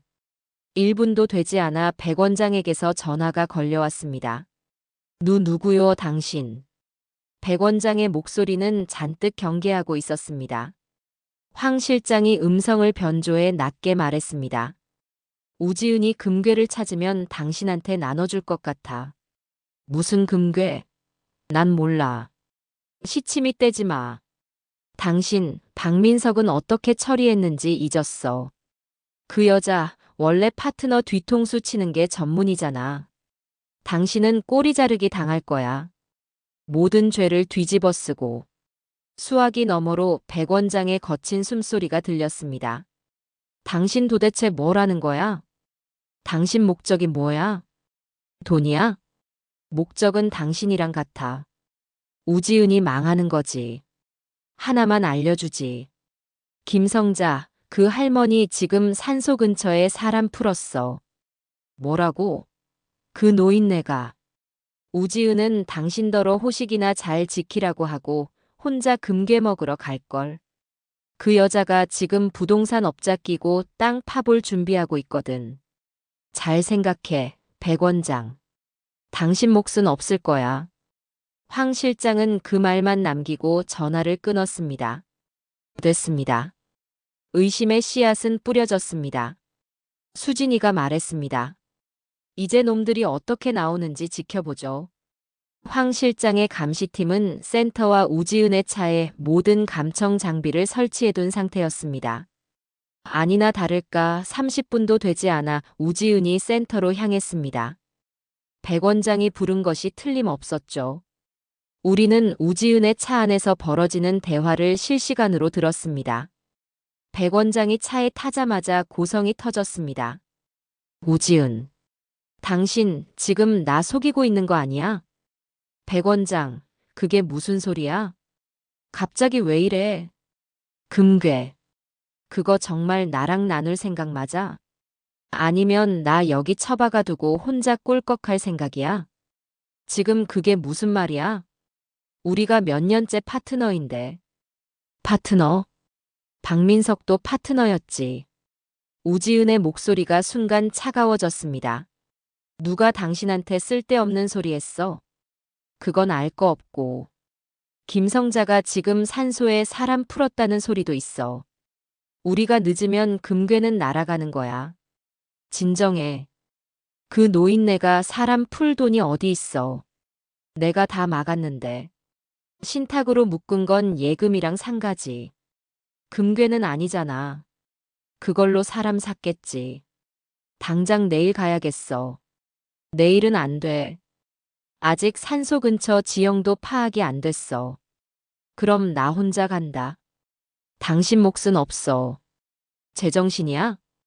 그럼 김호식은 어떡해? 걔 놔두고 가. 그 모자란 사람은 약이나 더 먹여. 며칠은 꼼짝도 못할 거야. 백 원장, 당신. 결정해, 우지은. 나랑 같이 가서 공평하게 나누든가. 아니면 내가 오늘 밤에라도 가서 다 파헤치든가. 한동안 침묵이 흘렀습니다. 알았어. 같이 가. 우지은이 항복했습니다. 내일 밤. 인부 2명만 조용히 데리고 가자. 좋아. 여기 센터는 내가 아는 놈 하나 단단히 박아둘게. 절대 아무도 못 들어오게 할 테니까. 그럼 내일 밤 10시에 산소 입구에서 봐. 대화가 끝났습니다. 저는 떨리는 손으로 가슴을 쓸어내렸습니다. 내일 밤이구나. 네, 이모. 내일 밤이 결전입니다. 수진이가 제 손을 굳게 잡았습니다. 황 실장님, 팀 준비해 주세요. 경찰도 대기시켜야 합니다. 경찰 말입니까? 네, 하지만 우리가 직접 부르는 건 아닙니다. 수진이가 영숙이를 바라봤습니다. 영숙 아주머니, 아드님이 형사라고 하셨죠? 그분이 개인적인 도움으로 현장에 동행해 주셔야겠습니다. 공식적으로 출동하면 놈들이 눈치채고 증거를 인멸할 겁니다. 우리가 호식이 오빠를 구출하고 놈들의 증거를 확보한 후에 그때 그분이 신고를 받고 정식으로 출동하는 겁니다. 완벽한 계획이었습니다. 영숙이는 망설임 없이 아들에게 전화를 걸었습니다. 아들, 내일 밤에 시간 좀 내. 네, 알았어요. 저는 영숙이에게 고개를 숙였습니다. 내일 밤. 지옥 같았던 시간이 드디어 끝을 향해 가고 있었습니다. 결전의 날이 밝았습니다. 저는 밤새 한숨도 자지 못했습니다. 영숙이가 끓여준 밥도 목으로 넘어가지 않았습니다. 수진이는 아침 일찍부터 황 실장과 마지막 계획을 점검했습니다. 저녁이 되고 밤 9시가 되었습니다. 우리는 황 실장의 검은색 승합차에 올라탔습니다. 저와 수진이 그리고 영숙이. 영숙이의 아들인 차 형사도 사복 차림으로 동행했습니다. 어머니, 정말 여기 계셔야겠어요. 위험합니다. 조용히 해. 내 친구 일이야. 내가 끝까지 볼 거야. 영숙이는 아들의 말을 단호하게 잘랐습니다. 차 형사, 와줘서 정말 고마워요. 일단은 민간인 신분으로 돕는 겁니다. 현장이 확인되면 그땐 즉시 지원 요청하겠습니다. 차 형사의 눈빛은 어머니를 닮아 굳건했습니다. 황 실장의 팀은 2개조로 나뉘었습니다. 한 팀은 저의 남편 산소 근처에 매복했습니다. 금괴를 찾으러 오는 우지은 일당을 덮칠 준비를 마쳤죠. 그리고 저희가 탄 차는 마음을 치유센터로 향했습니다. 센터에서 조금 떨어진 언덕 위, 어둠 속에 차를 세웠습니다. 황 실장이 망원경으로 센터를 살폈습니다. 정문 경비 1명. 그리고 백 원장이 말한 믿을 만한 놈이겠죠. 센터 내부에도 1명 정도 더 있을 겁니다. 밤 10시가 되었습니다. 산소 쪽에 매복한 팀에게서 무전이 왔습니다. 목표물 현장 도착. 우지은, 백 원장, 인부 2명. 작업 시작했습니다. 수진이가 저를 바라봤습니다. 이모, 지금입니다. 황 실장님 진입하세요. 황 실장의 지시에 따라 검은 옷을 입은 황 실장의 팀원 4명이 승합차에서 내렸습니다. 그들은 담장을 타 넘는 게 아니었습니다. 센터의 전력을 차단합니다. 황 실장이 노트북으로 무언가를 조작하자 센터 건물이 암흑에 휩싸였습니다. 정문을 지키던 경비가 당황해서 두리번거렸습니다. 뭐야, 왜 이래? 경비가 무전으로 소리치는 것이 들렸습니다. 경비가 건물 뒤편의 차단기를 확인하러 가는 순간 황 실장의 팀원들이 어둠 속에서 뛰쳐나와 순식간에 경비를 제압했습니다. 소리조차 나지 않았습니다. 정문 확보. 황 실장이 미리 복제해둔 마스터키로 현관문을 열었습니다. 저희도 차에서 내려 그 뒤를 따랐습니다. 나도 가야겠어요. 이모, 위험합니다. 저희가. 내 아들이 저기 있어요. 내 눈으로 봐야겠어요. 저는 수진이의 만류를 뿌리치고 건물 안으로 들어섰습니다. 영숙이와 차 형사도 저를 따라 들어왔습니다. 센터 안은 칠흑처럼 어둡고 퀴퀴한 약품 냄새와 음식물 쓰레기 냄새가 진동했습니다. 그때 1층 복도 끝에서 손전등 불빛이 보였습니다. 누구야? 백 원장이 남겨둔 마지막 경비였습니다. 황 실장의 팀원들이 다시 한번 그림자처럼 움직였습니다. 경비가 소리 지를 틈도 없이 모든 상황이 종료되었습니다. 2층 203호입니다. 잠겨 있습니다. 황 실장이 앞장섰습니다. 저희는 삐걱거리는 계단을 밟고 2층으로 올라갔습니다. 203호실 문은 두꺼운 철문이었습니다. 황 실장의 팀원이 휴대용 유압 장비로 문틈을 벌렸습니다. 끼익하는 쇳소리와 함께 문이 열렸습니다. 저는 그들을 밀치고 방 안으로 뛰어들어갔습니다. 방은 지독한 냄새로 가득했습니다. 창문도 없는 독방이었습니다. 구석에 더러운 매트리스 위에 제 아들 호식이가 누워 있었습니다. 호식아. 저는 무너지는 가슴을 부여잡고 아들에게 달려갔습니다. 아들은 앙상하게 마른 채 넋이 나간 눈으로 허공을 보고 있었습니다. 엄마. 저를 알아보는 듯 했습니다. 호식아, 엄마야. 정신 차려. 엄마가 왔어. 제가 아들을 끌어안았습니다. 아들은 초점 없는 눈으로 저를 보더니 희미하게 말했습니다. 엄마 도망쳤어요? 그래, 엄마 도망쳤어. 너 구하러 왔어. 이제 괜찮아. 지은이가 나한테 약을. 아들은 말을 잇지 못하고 다시 눈을 감으려 했습니다. 정신 차려, 아들. 황 실장의 팀원들이 호식이를 둘러엎었습니다. 그때였습니다. 잠깐만요. 수진이가 방 한 구석에 쓰레기통을 뒤졌습니다. 수십 개의 빈 약통이 나왔습니다. 차 형사님. 수진이가 그것들을 차 형사에게 건넸습니다. 차 형사의 얼굴이 굳었습니다. 이거 금지된 약입니다. 이 정도 양이면 단순 투약이 아닙니다. 명백한 범죄 증거입니다. 차 형사는 곧바로 휴대전화를 꺼내 정식으로 신고했습니다. 사람이 갇혀 있다. 경기도 마음을 치유센터. 즉시 지원 바람. 수진이는 백 원장의 사무실로 향했습니다. 금괴를 찾으러 가느라 급했는지 금고 문이 열려 있었습니다. 그 안에는 수십 명의 환자 파일이 있었습니다. 박민석. 수진이가 박민석의 파일을 찾아냈습니다. 그리고 제 아들 김호식의 파일도 있었습니다. 모두 중증 정신질환으로 조작된 진료 기록이었습니다. 모두 증거입니다. 챙기세요. 황 실장의 팀원들이 증거 자료를 쓸어 담았습니다. 우리는 호시기를 업고 건물 밖으로 나왔습니다. 차가운 밤 공기를 들이마시자 그제야 살 것 같았습니다. 멀리서 경찰 사이렌 소리가 요란하게 울리기 시작했습니다. 이모, 빨리 차에 타세요. 호시기는 병원으로 가야 합니다. 저는 아들의 손을 꼭 잡았습니다. 아들은 여전히 의식이 흐릿했지만 제 손을 마주 잡는 힘이 느껴졌습니다. 수진아, 고맙다. 정말 고맙다. 아직 안 끝났습니다, 이모. 수진이가 운전석에 앉은 황 실장에게 말했습니다. 산소 쪽으로 가주세요. 지금 가면 위험하지 않을까요? 황 실장이 백미러로 저를 살폈습니다. 아닙니다. 놈들은 지금 무덤을 파느라 정신이 없을 겁니다. 이모, 괜찮으시겠어요? 수진이가 제 손을 잡았습니다. 저는 뒷좌석에 쓰러져 있는 아들의 마른 손을 쥐었습니다. 아직 온기가 남아 있었어요. 가야지, 가야 해.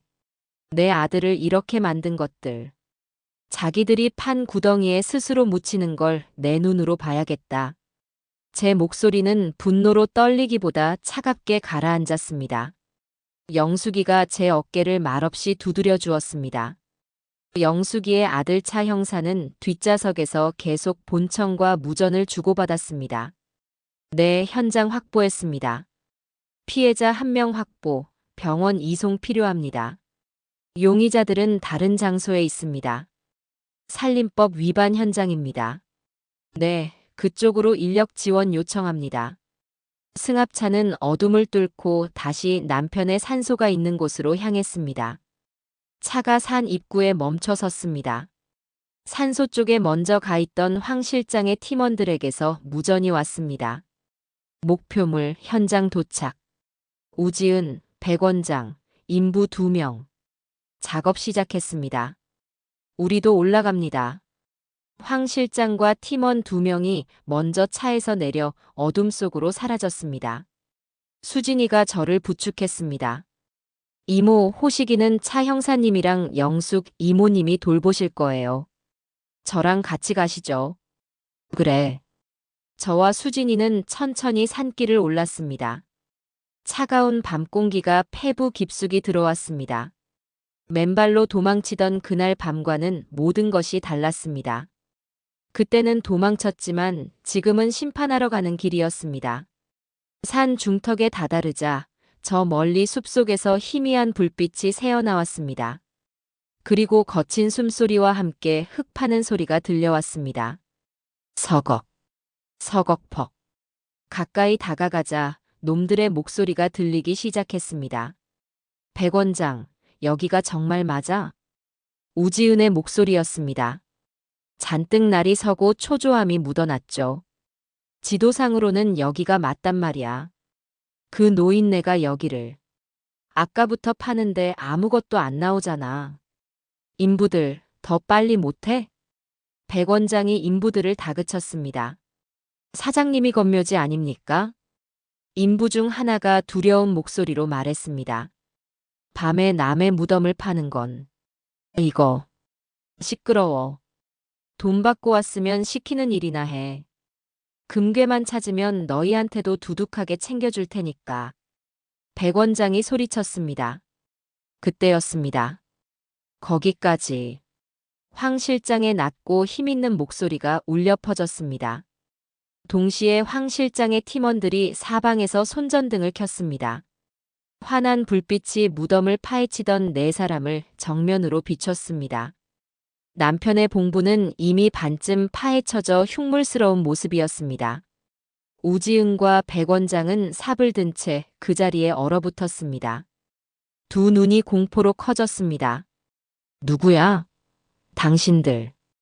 백 원장이 삽을 고쳐 쥐며 소리쳤습니다. 당신들 뭐야? 여긴 우리 사유지야. 우지은이 뻔뻔하게 소리쳤습니다. 사유지.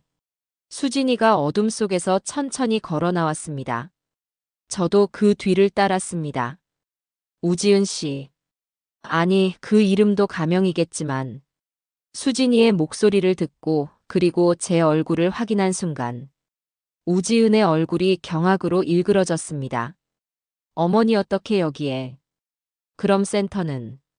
우지은은 모든 상황을 파악한 듯 했습니다. 얼굴이 하얗게 질려 뒷걸음질 쳤습니다.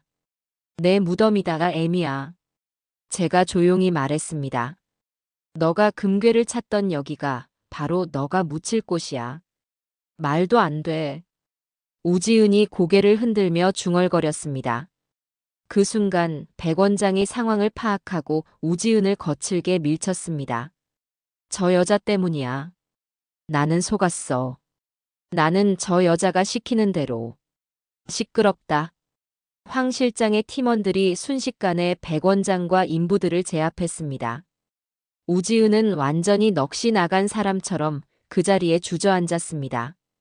내가 왜? 다 끝났는데. 김호식. 그 어리석은 사람만 처리하면 다 내 거였는데. 그때 산 아래쪽에서 더 많은 불빛이 올라왔습니다. 차 형사가 부른 경찰들이었습니다. 현행범으로 체포합니다. 경찰들이 우지은과 백 원장에게 수갑을 채웠습니다. 우지은은 그제야 정신이 든 듯 발악하기 시작했습니다. 이거 놔. 이거 놓으라고. 내가 뭘 잘못했는데. 백 원장. 이 배신자. 너 때문이야. 너가 그 금괴 소리에 눈이 멀어서. 너가. 우지은이 백 원장에게 달려들려 했습니다. 경찰들이 그녀를 거칠게 제압했습니다. 백 원장은 모든 것을 포기한 듯 고개를 숙였습니다. 그러더니 저를 쳐다보며 말했습니다. 김성자 씨. 저 여자가 다 시켰습니다. 나는 그냥 저 여자가 시키는 대로 했을 뿐입니다. 저 여자가 당신 아들 그렇게 만들라고 했습니다. 약을 주라고. 평생 정신 못 차리게 하라고. 저 여자가 박민석이도. 닥쳐. 닥치라고 이 배신자야. 우지은이 악을 썼습니다. 차 형사가 그들의 입을 막았습니다. 모든 얘기는 서에 가서 하십시오. 당신들은 살림법 위반, 특수절도 미수 혐의가 추가됐습니다. 센터에서 벌인 일까지. 평생 감옥에서 나올 생각은 마십시오. 우지은이 수갑을 찬 채 경찰들에게 끌려 내려갔습니다. 저를 지나치던 순간 그녀가 제게 마지막 발악을 했습니다. 김성자 당신. 호식이가 어떻게 됐는지 알아. 그 인간 당신이 훔친 인감으로 당신 상가 넘겼어. 그 인간도 공범이야. 당신 아들도 똑같은 범죄자라고. 당신만 무사할 것 같아. 저는 며느리의 일그러진 얼굴을 조용히 바라봤습니다. 알고 있다. 그래서 내 아들도 죗값을 치를 거다. 하지만 너는 네가 지은 죄의 만배, 억만 배를 돌려받게 될 거야. 제 말에 우지은의 눈이 절망으로 흔들렸습니다. 경찰들이 놈들을 모두 데리고 산을 내려갔습니다. 시끄럽던 산속에 다시 정적이 찾아왔습니다. 저와 수진이는 파헤쳐진 남편의 무덤 앞에 섰습니다. 여보 미안해요. 당신 잠든 곳까지. 저 더러운 것들 때문에 훼손됐네요. 눈물이 왈칵 쏟아졌습니다. 수진이가 제 등을 쓸어주었습니다. 이모부도 이해하실 거예요. 이모, 우리가 이겼어요. 완벽하게요. 그래 이겼구나. 저는 흙이 묻은 손으로 봉분을 어루만졌습니다. 이제 호식이한테 가자. 아들을 병원으로 데려가야 했습니다. 모든 것이 끝났지만 또 다른 시작이었습니다. 호식이는 곧바로 대학병원 응급실로 이송되었습니다. 저와 영숙이는 초조하게 응급실 밖에서 기다렸습니다. 수진이는 차 형사와 함께 경찰서로 가서 진술서를 작성해야 했습니다. 한참 만에 의사가 지친 얼굴로 나왔습니다. 보호자분. 네, 접니다. 우리 아들 어떤가요? 일단 급한 고비는 넘겼습니다. 하지만 상태가 좋지 않습니다. 의사는 말을 조심스럽게 골랐습니다. 살 수는 있는 거죠? 생명에는 지장이 없습니다. 하지만 본인의 의지가 중요합니다. 긴 과정이 될 겁니다. 저는 휘청거리는 몸을 겨우 가누었습니다.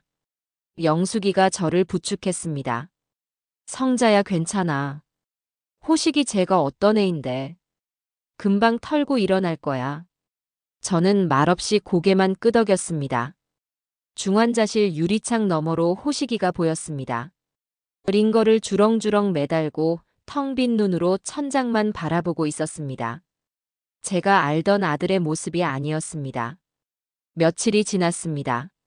저는 병원 간이 침대에서 쪽잠을 자며 아들 곁을 지켰습니다. 수진이가 매일같이 병원으로 와서 상황을 전해주었습니다. 이모, 놈들 다 자백했습니다.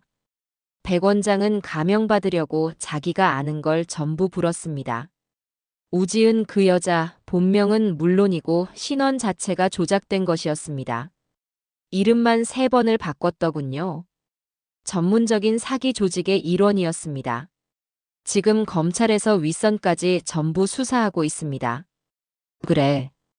그리고 박민석 씨 어머니, 윤 씨 할머니요. 저희가 더 좋은 병원으로 옮겨드렸습니다. 이모님 덕분에 아들 사건을 다시 수사할 수 있게 됐다고 고맙다고 전해달라셨어요. 다행이다. 그분이라도 다행이야. 이모, 그리고 호식 오빠 건 말인데요. 수진이가 조심스럽게 말을 꺼냈습니다. 우지은이 경찰에서 계속 주장하고 있습니다. 김호식 씨도 공범이라고요. 상가 담보 서류에 직접 도장 찍었다고요. 사실이다. 네. 호식이가 제정신일 때 저한테 고백했어요. 자기 인감 훔친 거 자기라고. 수진이는 제 말을 묵묵히 들었습니다. 이모, 어떻게 하실 생각이에요? 검찰에서는 호식 오빠를 피의자 신분으로도 보고 있습니다. 물론 피해자이기도 하지만요. 죄는 죄지. 엄마 재산을 탐하고 문서를 위조한 건 용서받을 수 없는 일이야. 저는 호식이의 병실 문을 바라봤습니다. 수진아, 이모 부탁이 있다. 호식이 정신 차리면 경찰에 정식으로 고소해다오. 이모. 수진이의 눈이 커졌습니다. 이모, 그건 호식 오빠가 처벌받을 수도 있어요. 그래야 해. 그게 내가 내 아들을 살리는 유일한 길이다. 약에서 벗어나는 것만이 치료가 아니야. 자기가 지은 죄를 정면으로 마주하고 죗값을 치르는 거. 거기서부터 호식이의 새 인생이 시작되는 거야. 저는 수진이의 손을 잡았습니다. 변호사로서 말고 조카로서 이모 말 들어줄 수 있겠니? 수진이는 한참 동안 저를 바라보더니 천천히 고개를 끄덕였습니다. 알겠습니다, 이모. 이모의 뜻대로 하겠습니다. 그로부터 일주일이 더 지났습니다. 호식이의 상태가 조금씩 호전되었습니다. 몸에 있던 나쁜 기운이 빠지면서 눈에 초점이 돌아오기 시작했습니다. 어느 날 오후 제가 죽을 떠먹여주고 있을 때였습니다. 호식이가 제 손을 잡았습니다. 엄마, 왜 그러냐? 더 먹어라. 엄마. 아들은 아이처럼 울기 시작했습니다. 내가 엄마한테 다 안다. 저는 숟가락을 내려놓았습니다. 내가 다 망쳤어요. 내가 엄마 돈 훔쳤어요. 지은이가 시켰지만 내가 한 짓이에요. 엄마 상간의 빚 때문에. 나 때문에. 호식이는 말을 잇지 못하고 오열했습니다. 저는 그런 아들의 등을 묵묵히 두드려 주었습니다. 한참을 울던 아들이 고개를 들었습니다. 엄마, 나 용서하지 마세요. 그래. 나 벌 받을게요. 경찰에 다 말할게요. 수진이가 이미 다 진행하고 있다. 호식이의 눈이 흔들렸지만 이내 고개를 끄덕였습니다. 네, 그게 맞아요. 그게 엄마 아들로서 제가 할 일이에요. 저는 그때 처음으로 제 아들이 어른이 되었다고 생각했습니다. 몇 달 뒤 재판이 열렸습니다. 우지은의 실체와 그 조직의 만행이 만천하에 드러났습니다. 그들은 부유한 노인들을 상대로 접근해 자식들을 이간질시키고 재산을 빼돌리는 전문 조직이었습니다. 박민석 씨 사건을 포함해 피해자만 수십 명이었습니다. 우지은과 백 원장은 법정 최고형에 가까운 중형을 선고받았습니다. 수십 년은 감옥에서 보내야 할 겁니다. 그리고 호식이의 재판이 열렸습니다. 저는 증인석이 아닌 방청석에 앉아 있었습니다. 호식이는 담담한 얼굴로 자신의 모든 죄를 인정했습니다. 사문서 위조, 어머니의 재산을 탐낸 것, 모든 것을 고백했습니다. 그리고 저를 향해 고개를 깊이 숙였습니다. 어머니, 죄송합니다. 재판 내내 저는 눈물을 흘리지 않았습니다. 재판장은 호식이의 죄를 엄중히 꾸짖었습니다. 하지만 우지은 조직에게 피해를 본 점, 모든 범행을 자백하고 수사에 적극 협조한 점, 그리고 피해자인 제가 아들의 처벌을 원치 않는다는 탄원서를 낸 점을 고려했습니다. 피고인 김호식. 피고인에게 징역 1년에 집행유예 2년을 선고한다. 사회봉사 200시간을 명한다. 판사가 호식이에게 마지막으로 말했습니다. 피고인. 당신은 어머니 덕분에 다시 사는 겁니다. 평생 어머니께 속죄하는 마음으로 사십시오. 네. 감사합니다, 판사님. 호식이가 저를 바라봤습니다. 저는 말없이 아들을 향해 고개를 한번 끄덕여 주었습니다. 법정 밖으로 나왔습니다. 영숙이와 수진이가 제 곁에 서 있었습니다. 모든 것이, 정말로 모든 것이 끝났습니다. 재판이 끝나고 계절이 2번 바뀌었습니다.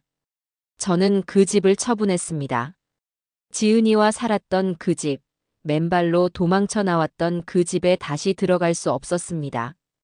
그곳의 모든 물건이 저에게 아픈 기억을 떠올리게 했습니다. 저는 영숙이네 아파트 바로 옆동, 작은 평수로 이사했습니다. 오래된 물건들을 대부분 버리고 나니 오히려 마음이 가벼워졌습니다. 새 집에 짐을 푸는 날, 영숙이가 팥 시루떡을 쪄와서는 집안 곳곳에 놓았습니다. 성자야, 이제 정말 다 끝났다. 여기서는 좋은 일만 있을 거야. 내가 보증해. 영숙이가 제 손을 덥석 잡았습니다. 저는 그 따뜻한 온기에 그만 눈시울이 붉어졌습니다. 고맙다, 영숙아. 너 없었으면 난. 그런 소리 하지도 마. 우린 친구잖아. 앞으로 100년은 더 내 옆에서 귀찮게 굴어야지. 영숙이의 너스레에 저는 그만 웃음을 터뜨렸습니다. 며칠 뒤 조카 수진이가 새 집으로 저를 찾아왔습니다. 과일 바구니를 들고 온 모습이 꼭 딸 같았습니다. 이모, 집이 아담하고 볕이 잘 들어서 참 좋네요. 그래, 영숙이도 가깝고 마음이 편하다. 그동안 너가 정말 고생 많았다, 수진아. 무슨 말씀을요? 제 일인걸요. 수진이가 서류 가방에서 문서를 꺼냈습니다. 이모, 이제 모든 일이 끝났으니까요. 은행에 맡기셨던 신탁 해지하셔도 될 것 같아요. 재산은 다시 이모님 명의로 돌려놓는 게. 저는 수진이의 말을 가로막았습니다. 아니다, 수진아. 그냥 이대로 두자. 네. 수진이가 조금 놀란 눈으로 저를 바라봤습니다. 이모, 이제 우지은 일당은 다 잡혔어요. 이모님 재산 노릴 사람 없어요. 알아. 하지만 이건 이제 놈들을 막기 위한 게 아니야. 저는 창밖을 바라보며 조용히 말했습니다.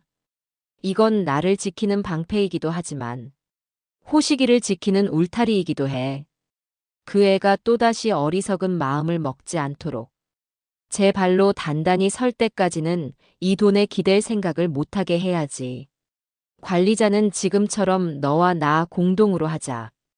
이모가 나중에 정말 판단이 흐려지는 날이 오더라도 그때는 너가 나 대신 이 재산을 지켜다오. 제 말에 수진이는 한참 동안 말이 없었습니다. 이윽고 수진이가 제 손을 잡았습니다. 이모는 정말 지혜로우신 분이에요. 알겠습니다. 이모의 뜻대로 할게요. 제가 평생 이모의 가장 튼튼한 방패가 되어드릴게요. 저는 그런 수진이를 보며 환하게 웃었습니다. 제가 그날 맨발로 도망쳐서 얻은 가장 귀한 보물이었습니다. 호식이는 병원에서 퇴원한 뒤 법원에서 지정한 치료센터를 꾸준히 다녔습니다. 몸에 있던 나쁜 기운들을 씻어내는 과정은 고통스러워 보였습니다. 집행유예 기간 동안 사회봉사 명령도 성실하게 이행했습니다. 어느 날 호식이가 저를 찾아왔습니다. 병실에서 봤을 때보다 얼굴에 살이 오르고 혈색이 돌아왔습니다. 하지만 여전히 제 눈을 잘 마주치지 못했죠. 엄마, 앉아라. 밥은 먹었니? 네, 먹었어요. 호식이는 한참을 쭈뼛거리더니 어렵게 입을 열었습니다. 저 일 구했어요. 무슨 일? 뜻밖의 말이었습니다. 네, 동네에 새로 생긴 식당인데 주방 보조로 들어가기로 했어요. 설거지도 하고 재료도 다듬고요. 그래, 잘 생각했다.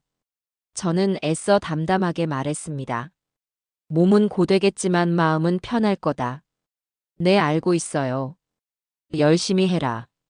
땀 흘려버는 돈이 얼마나 귀한지 이제라도 알아야지. 네, 엄마. 정말 열심히 할게요. 호식이는 제게 처음으로 허리를 깊이 숙여 인사하고 돌아갔습니다. 저는 그 뒷모습을 한참 동안 바라보았습니다. 한 달이 지났습니다.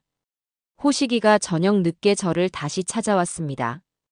일이 고된지 잔뜩 지친 얼굴이었지만 눈빛만은 또렷했습니다. 호식이는 제 앞에 서더니 주머니에서 꼬깃꼬깃한 봉투 하나를 꺼냈습니다. 엄마, 이게 뭐냐? 첫 월급이에요. 아들은 제 앞에 봉투를 내밀었습니다. 엄마, 이걸로 엄마 빚 갚을게요. 평생 갚아도 다 못 갚겠지만 오늘부터 다시 시작할게요. 저는 그 봉투를 받지 않았습니다. 됐다. 그 돈으로 너 맛있는 거나 사 먹어라. 아니에요, 엄마. 제발 받아주세요. 호식이의 목소리가 떨리기 시작했습니다. 이건 제가 엄마한테 드리는 제 첫 속죄예요. 이거 안 받으시면 저는 평생. 아들은 제 손에 봉투를 굳이 쥐어주고는 고개를 돌렸습니다. 눈물을 참고 있었습니다. 저는 그 봉투를 받아들었습니다. 알겠다. 이 돈 엄마가 아주 귀하게 쓸게. 고맙다, 아들.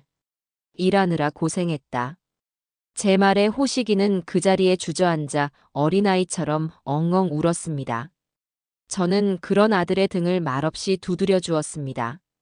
그 봉투 안에 든 돈이 얼마이든 제게는 세상에서 가장 귀하고 무거운 돈이었습니다. 다시 남편의 기일이 돌아왔습니다.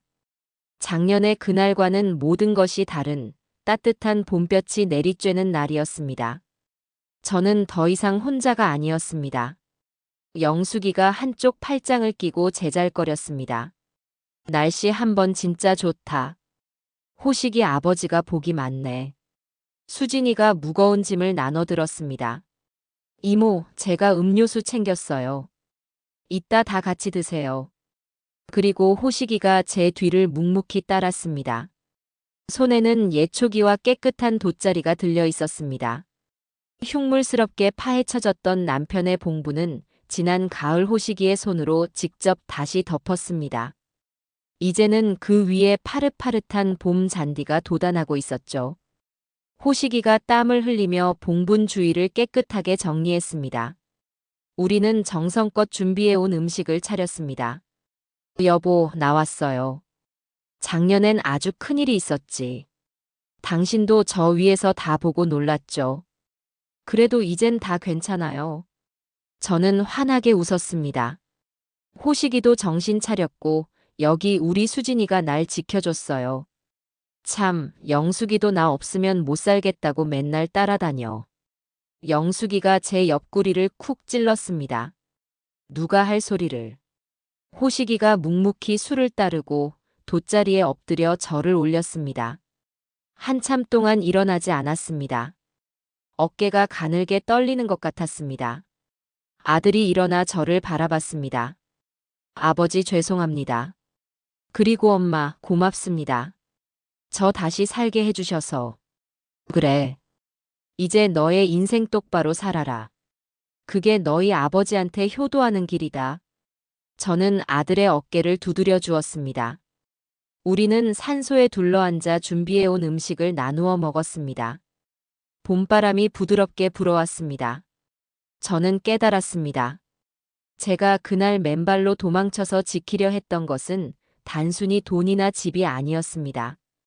제 자신, 제 아들, 그리고 제 남은 인생이었습니다. 위기는 나를 무너뜨리기도 하지만 지혜롭게 맞선다면 나를 더 강하게 만들기도 한다는 것을요. 저는 제 모든 것을 잃을 뻔했지만 결국 제 모든 것을 지켜냈죠. 아니, 그전보다 더 소중한 것들을 얻었습니다. 저는 하늘을 보며 조용히 웃었어요. 참, 따뜻한 봄이었습니다.